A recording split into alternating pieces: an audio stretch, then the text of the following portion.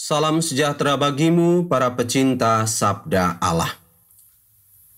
Dalam dunia pementasan drama, ada istilah aktor atau aktris. Istilah ini merujuk pada orang yang memerankan karakter tertentu di dalam drama.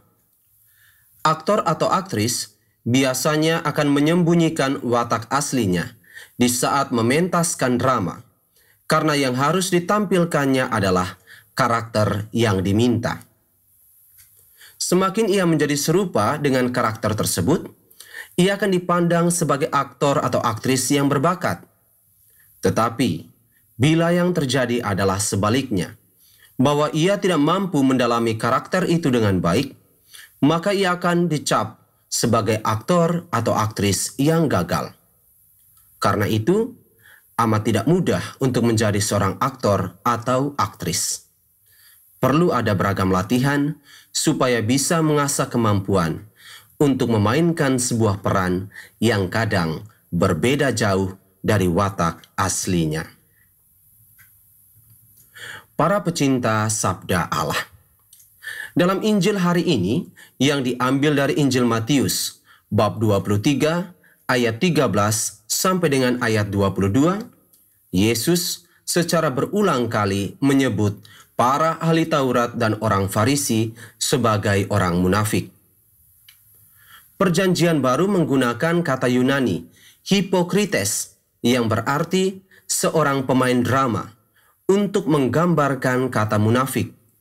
Sebab, seperti yang telah dijelaskan di awal tadi, orang munafik selalu cenderung untuk menyembunyikan watak aslinya, seperti aktor atau aktris drama. Orang munafik dapat bergonta-ganti karakter sesuka hati karena pertama-tama tujuan yang ingin dicapainya adalah keamanan dan kenyamanan bagi diri sendiri. Bila dengan berlaku munafik, keuntungan yang besar dapat diperoleh dengan mudah. Lantas, mengapa harus bersusah payah tampil apa adanya? Apakah itu tidak membuang-buang waktu dan tenaga? Bukankah lebih baik untuk mencari cara yang cepat agar segera selamat? Kira-kira demikianlah garis besar dari prinsip hidup orang munafik. Maka kembali lagi ke dalam kisah Injil.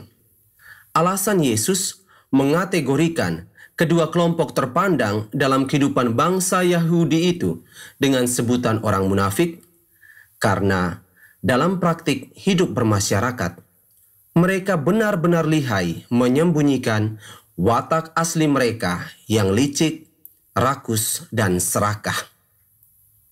Dengan mengandalkan status sosial dan jubah keagamaan yang dimiliki, mereka memerankan karakter-karakter baik dan suci, sehingga dapat memuluskan tujuan jahat mereka. Sungguh disayangkan, banyak orang Yahudi yang hidup semasa dengan Yesus terperangkap dalam tipu daya mereka ini.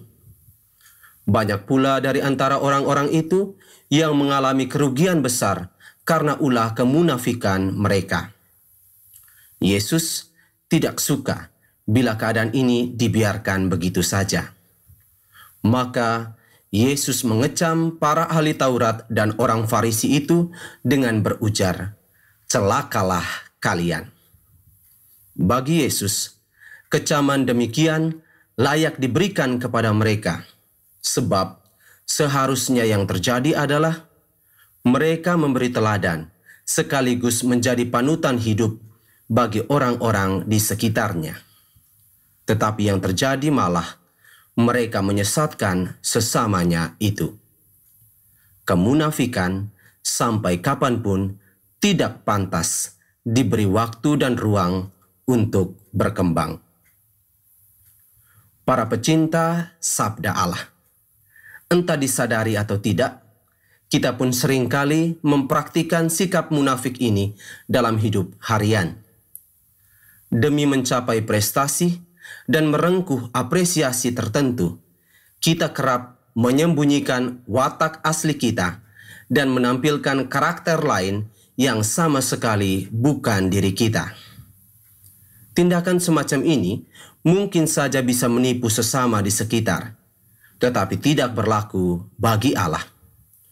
Allah tidak bisa diperdaya karena Dia adalah yang Maha Tahu. Ia mengetahui segalanya, bahkan yang paling tersembunyi dan misterius sekalipun. Ia tahu tentang diri kita lebih baik dibanding kita sendiri. Maka, alangkah lebih baik jika berlaku jujur di hadapannya. Hidup orang jujur akan selalu diperhatikan Allah, tetapi mereka yang munafik dan bermuka dua akan selalu dikecam Allah. Celakalah kalian. Tuhan memberkati kita sekalian.